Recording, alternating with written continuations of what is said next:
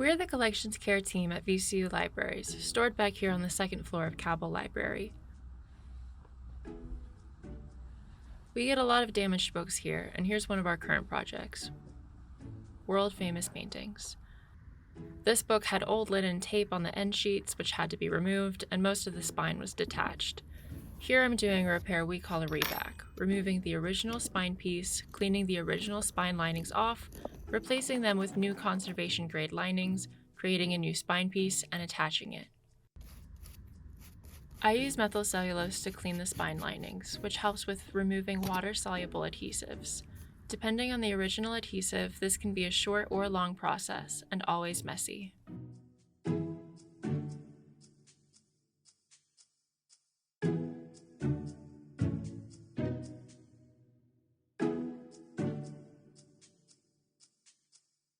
Then I add new spine linings, Japanese tissue paper attached with wheat starch paste, linen, and some paper.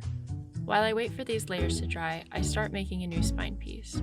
I measure the width of the spine straight from the book and cut cardstock to the right size and get some book cloth. I make sure that the cardstock spine is in the exact center of the cloth. I insert the new spine piece one side at a time, making sure that everything remains in place. When both sides are in, I let the book sit in the book press with knitting needles in the gutters to add pressure where it needs to be. This is usually the most complicated part of a reback, the turn-ins. I make a little pocket under the end sheets in original cloth to make space for the new cloth. Once everything is clear, I glue up the cloth and start sliding it under the end sheet and into the spine. I have to work quickly to make sure everything is in place before the glue dries and that it receives the right pressure.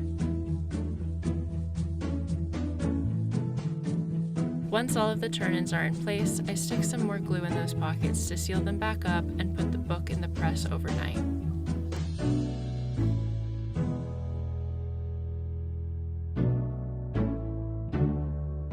At the very end, I use a micro spatula and a mixture of water and isopropanol to clean some of the stains on the covers.